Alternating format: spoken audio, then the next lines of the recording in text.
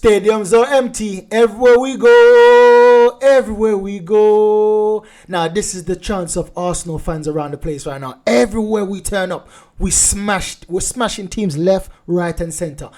We see how much we gave West Ham. We saw how much we gave Liverpool. We saw how much you gave Crystal Palace. Now there's a new victim. Someone else has just felt the wrath of the mighty Arsenal. 5-0 against Burnley.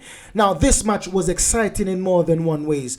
And for me, I enjoyed it. It's a different match comparing to the match we had against West Ham, but it's none the same. It's still a brilliant match. Smashing 5 against any team in the Premier League is a big achievement.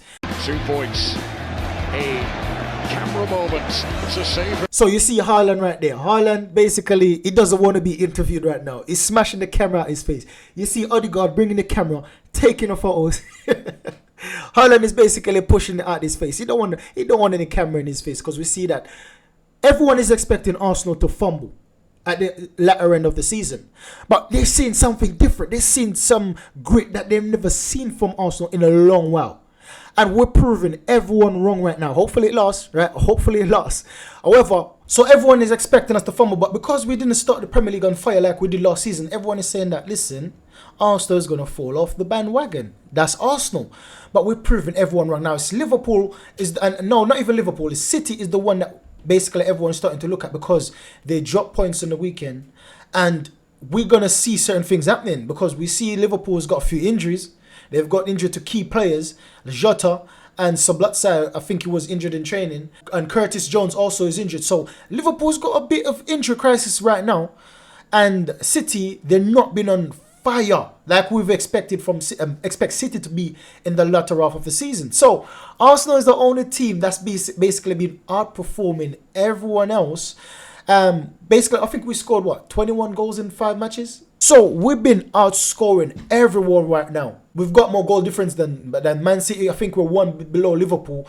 A few matches ago, we were like 10 behind Liverpool, 15 behind Liverpool. Now we've caught them up, and now we're looking to overthrow them. We see Benjamin White, Saliba, basically the same team that we saw against for the past few matches. The only difference would be, well, there's no difference. It's the same team that we've been playing for the last few matches. Kiwior basically he's been unplayable right now. Defensively, he looks assured. Attacking is improving every single match. He's improving. He's getting better and better at going forward, at link-up plays, at defending the ball, shielding the ball. He's becoming a better overall defender, not just a good defender. But when I say overall, I mean he's very good at going forward. He's very good at retention, ball retention. He's becoming an overall a good player. We see that Bukayo Saka was one of the best players on the pitch, but we have to give the man of the match to Martin Odegaard, our captain. Martin Odegaard has been basically from this new year, since we've been performing to the highest of qualities. Martin Odegaard, most of the time with Saka, has been leading that charge, and I think that Saka is back to full form right now. I don't see a better player than Saka right now in the league, if it's not someone else to be compared with in our team. Saka's been back on peak form, and that's what I keep saying to people, that listen, the reason why Saka has not, and well, not just Saka, our team has not been firing, I think is intentional. Yeah, I might sound like I'm bonkers, but hear me out. Arteta understood that he need to get us firing for the latter half.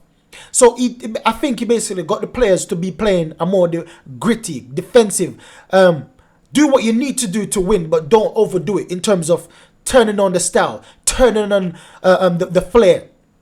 Now we see the latter half of the season, we're starting to see some fire, some foam, some flair, some skills, some tricky that we haven't been seeing for the entire of the season. Why is that? Now some people might say it's because we went to Dubai, but I think it's more than that. But so to take a look at a few images, we see a few things happening right now. We see Declan Rice playing right back, and you see Benjamin White drifting inside the middle. Declan Rice is playing where Benjamin White should be playing, and vice versa. So they rotate position, and we see Kai Havertz pointing to Gabriel Magalhaes where Martinelli is saying, listen, you need to find Martinelli because he's free right now. And we're going to go into a few images to show what exactly Kai Havertz saw. But just by this position, we see that six of Burnley players are marking 2 of our players, and this is what I'm saying, that for the past few matches we've been so fluid as a team, everyone is just exchanging position. They don't know how to mark, who to mark, why to mark, who they're marking. They're just doing what they think is best in the moment. And if you haven't got a strategy on how to mark our players, you're going to get ripped apart. And that's what's been happening for the past few matches. Everyone has been ripped a new one. We see Crystal Palace has been ripped. Liverpool ripped. West Ham ripped. Now Burnley is the new victim. Everyone will be ripped because of how we've been gelling, how we've been interchanging. Our players have been learning to play as fluid as possible. So look at this position now. We see Saliba got the ball, received the ball, drifting over to the right. Now that's a trigger. If he's drifting over the right, that's a trigger for Declan Rice to come back on the inside, and that's a trigger for Benjamin White to go back to his natural position. Now we see once again Benjamin White is drifting to his position. Declan Rice is drifting back into midfield. So once again, 6 of Burnley players are marking 2 to 3 of our players. No one's marking Martin Odegaard. So I know he looks like he's been marked, but he's not. If you see this brown arrow that I've got here, the brown arrow is showing that this defender from Burnley should be on the outside of Martin Odegaard. And because he's not on the outside, he's leaving Martin Odegaard free. So Martin Odegaard has space now. If William Saliba do a triple over the top for Martin Odegaard, he's through. Onto basically approaching Burnley's 4 defenders at the back. So he's not being marked. So this is how we've been playing that. And Burnley, they tried something. They tried to use two lines of press. The first line is 2 players to press. You see, we see Fofana and another player there. 2 of them tried to press in 2, and then you see the midfielders tried to press in 4s. And then it's like playing pinball. You know, you're playing pinball machine, the pinball machine, and you've got two hooks, right? You got 2 of the thing, and you spin it. Now, when you shift it either side of the prongs, you shift either side, it's gonna leave a gap sometimes, and that's how the ball get through. Naturally, think about playing pinball. When you keep on using the 2 sticks, there's gaps opening. This is exactly how I see Arsenal using these guys as pinballs, using them as table football. That's what I should say, table football. Is the defender, the centre backs, Gabriel and Saliba, they're using other teams. They're basically manipulating the players on the pitch and where they should go. They're giving them the eyes. They're giving passing from side to side, making openings. Now, Declan Rice and Kai Havertz and Odegaard are very instrumental to this. And also very big this for the past few matches is Benjamin White. Because they're creating spaces, gaps in that midfield by the defenders going from left to right. Gaps are being created between these 2 lines of press by Burnley. So if you see Kai Havertz is going to be, where you see that yellow line is for Kai Havertz, he's going to drift into that position. Declan Rice is going to come over. Benjamin White is going to go to his natural position. Martin Odegaard is going to go back. And then it's going to be a 2 in midfield. That's Burnley is going to be using 6 players to mark 2 midfielders. And this is exactly what kept on happening. Look at this.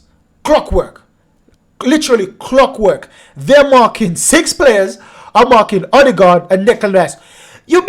They'll be thinking, when did this happen? Literally a minute ago. Not even a minute. 5 seconds ago. It wasn't like this. 5 minutes ago, I was marking that player. I was over there, but in the blink of an eye, Arteta transitioned the team seamlessly, effortlessly into something that Burnley did not expect. And it's going to be happening throughout the season. It's been happening for the past few matches after the New Year's, and it's going to keep happening because they don't know how to deal with it.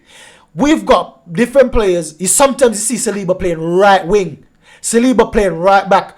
Gabriel Magalhaes playing left back, Kiwior playing left wing, Martinelli drifting in the middle sometimes playing striking.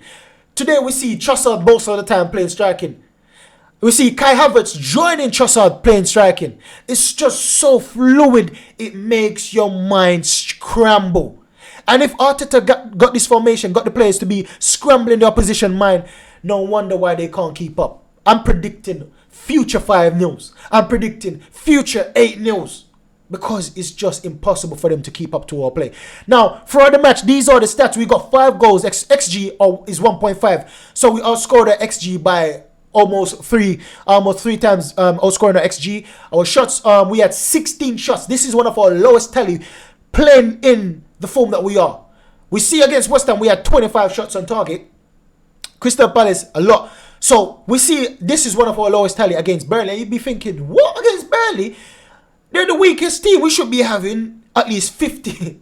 Some fans are optimistic enough to say that we should be having about 50 shots on target against Burnley. Disrespectful. However, 16 shots, 7 on target. I love that. You know why? I've been saying that we need to get at least 50% for me to be happy. 50% of our shots should be on target. And it's not there. It's not quite there because we got 7 on target out of 16. And we know that basically we shall have 1 shot on target to make it half.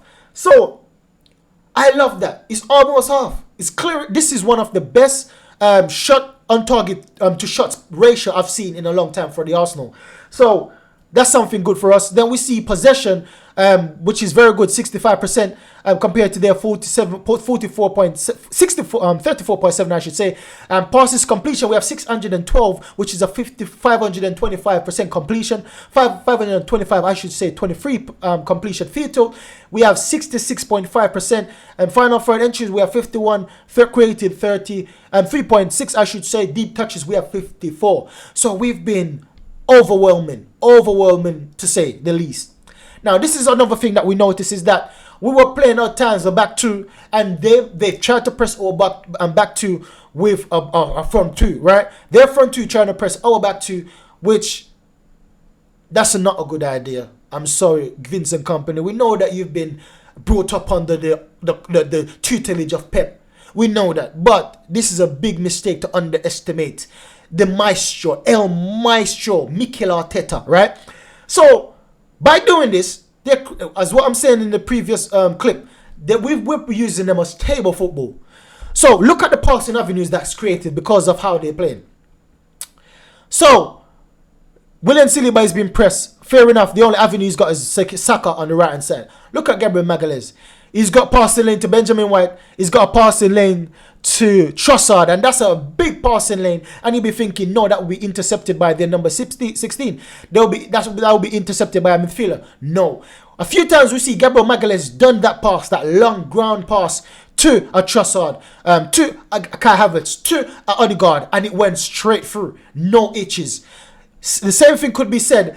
Gabriel Magalhaes had an easy route to Kiwior. He had an easy route to Declan Rice. But also, sometimes we see him make that difficult pass going to Gabriel Martinelli. Now, you see I've got the M on the screen marking Gabriel Martinelli. He's always free most of the time. And we're going to get into a few images to show you how free this guy was most of the time. And you can see that this is free of Burnley's defenders. There's one missing. And this basically a purple patch identify where he is on this pitch. So even though Martinelli is on that wing, there's a guy that potentially could cover him if he's on through and go. Now another thing, look at those big red boxes. Man, are they never gonna learn? I showed them last week, right? I showed them that, listen, if you leave so much space, look at the gaps. Look at the gaps. There's a massive gap between the first press and their second press, between their strikers and their midfielders. You can't be pressing in the 2 against Arsenal. You're going to be demolished, mate. Look at that big open field. Look at that red area. You see Kiwior there. You see Declan Rice there. You see Benjamin White. We've got 3 players in open space in a big field. For this size pitch, this is a massive field. This is an open field in context of being on a football pitch. No one should be allowed. This is criminal. You can't believe allowing no teams to have in this much space on the pitch, especially Arsenal, one of the best attacking teams in the league, one of the best teams to be best passers in the league. Man, you deserve what you got. You deserve that 5-0. To go further up, it's even more mind-boggling. Now, I understand that when you're playing at a certain level, you'll be confusing their managers, you'll be confusing their team. And I have to cut Vincent Company aside because he wasn't even on the touchline. He was in the stands because he was banned. Craig Bellamy was the one that selected the team. So you bet, I'm not even going to start on Bellamy. So going up the pitch, we see Benjamin White have a free pass to Saka. You have a free pass to Benjamin White, free pass to Trossard. And that is too much. It's too much passing lanes available for Benjamin White, because I love the way Benjamin White has been playing inverted. Normally he's been playing on the outside, bonging down the wing, but in the past few matches he's been inverting a lot, and it suits him. I love to see him inverting, because then he's a very good defensive mid. So he can play defensive mid if we were out of position, but in position he's so comfortable on the ball, he can still do a job. So Benjamin White there has 3 different passing lanes. When you go to Declan Rice, he has 2 passing lanes. Clear passing lane, which is to Havertz and to Martinelli. Kiwior has also 2 clear passing lanes. So anywhere you Burnley wants to squeeze us, we've got passing lanes. We've got a triangle. We've got a diamond ready to create a passing lanes, ready to create the one-touch movement. And we look at the forward line. We've got 5 attacking players. We've got Saka, Odegaard, Trossard, Havertz, Martinelli attacking 4 of their defenders. Now I know that their midfielder could come back, but when their midfielder come back, thinking to come back, they have to understand that White, Rice, and Kiwior is going to be pressing as well. So they have to be mindful of them, and also so they have to be watching they're going to have to be watching what's in front of them, and also keeping an eye on what's behind them, and that's a very difficult thing to do, I should say. Now when we take a look at some of the stats in this match, we'll notice something clear, that Martin Odegaard was the man of this match. So many different stats that shows that this guy was unplayable. He was untouchable. He was the maestro in midfield, and he had the most progressive passes. He had the most deep touches or deep completions. He had the most XT passing, and that's why I'm saying that I love to see Martin Odegaard getting more involved in the defensive side of the game, because that will make him a better overall player. Because we all know that he's got undeniable qualities going forward, but he needs to improve his defensive capabilities if he wants to be a captain for my club. Because everyone, and this is why I respect with Arteta, everyone in his team needs to know how to defend, needs to know how to attack, needs to know how to attack, needs to know how to play in triangles all the time. And this is something that we've been training for in training, because I've seen a few training videos, and this is exactly what we do in training.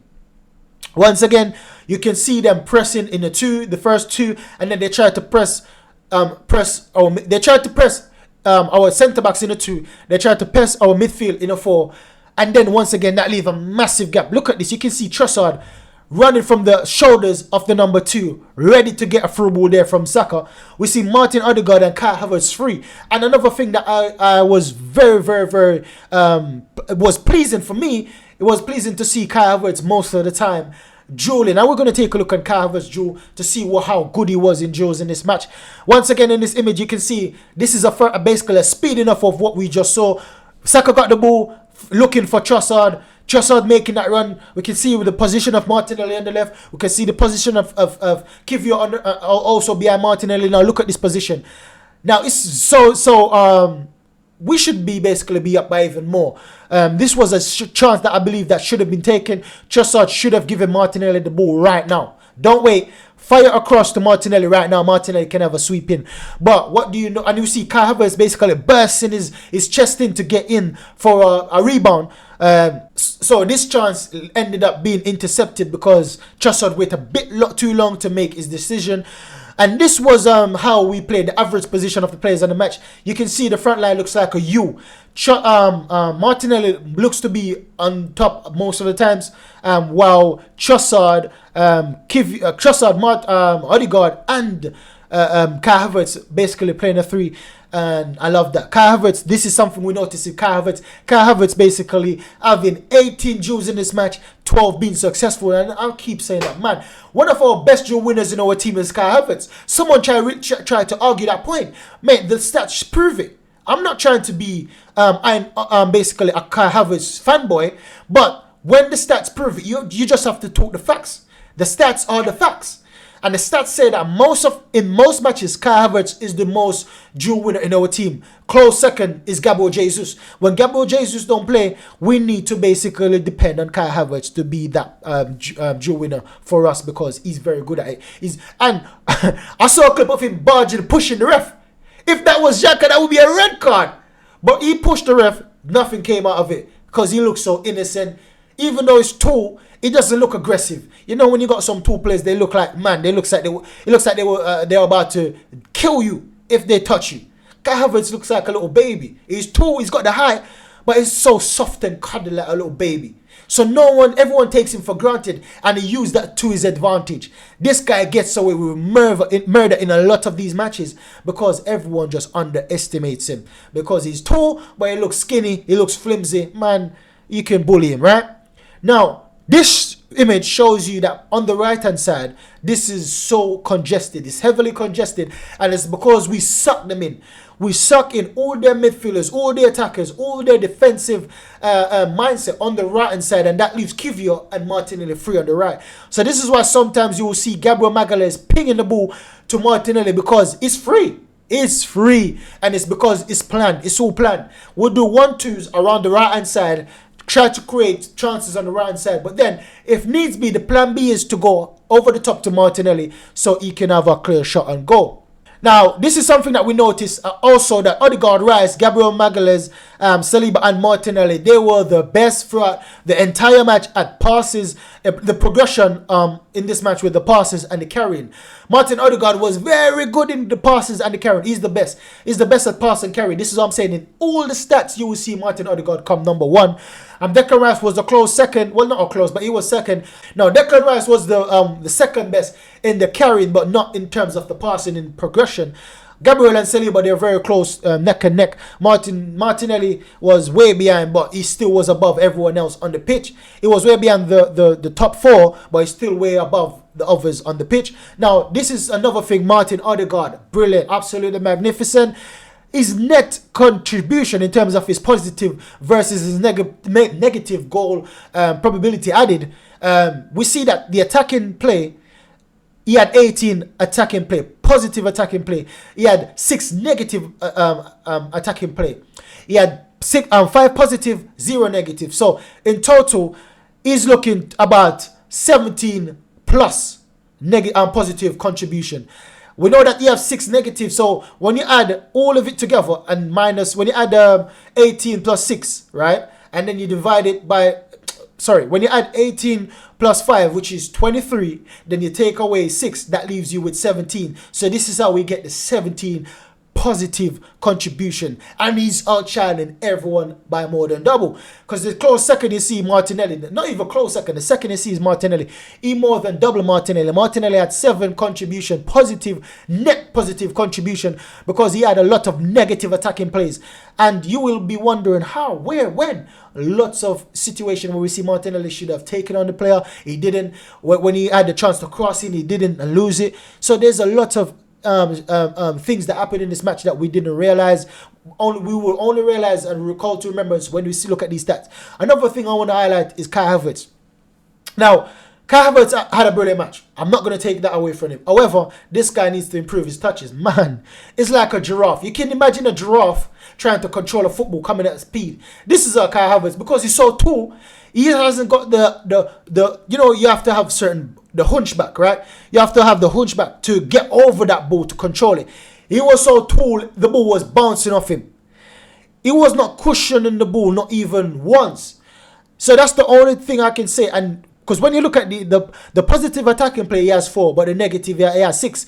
Defensive, he has negative. 1 year, it was 1 negative and 2 positive. So what lets him down is the attacking negative display. But when you take a look at everything else, it was brilliant. His touch on, his passes, in the attacking third, it was absolutely magnificent. It's just his touches, man. Most of the time, I remember 2 clear chances he had in the box. If he had better touches, it would have been in on goal to score.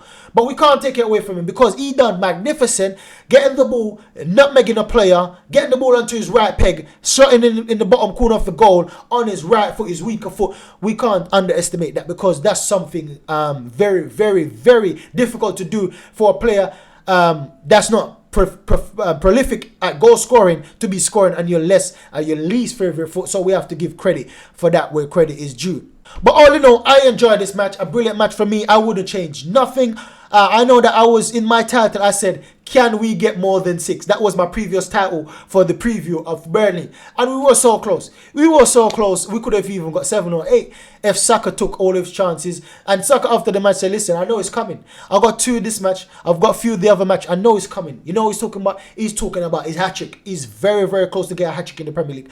But that's the video, guys. Make sure you like, subscribe, and share. Help me on my journey to reach 1,000 subs. And I have to big up all you guys that watch my video. Help me. This is my biggest accomplishment yet. I think the video reached 27,000 views. The video about Waneri.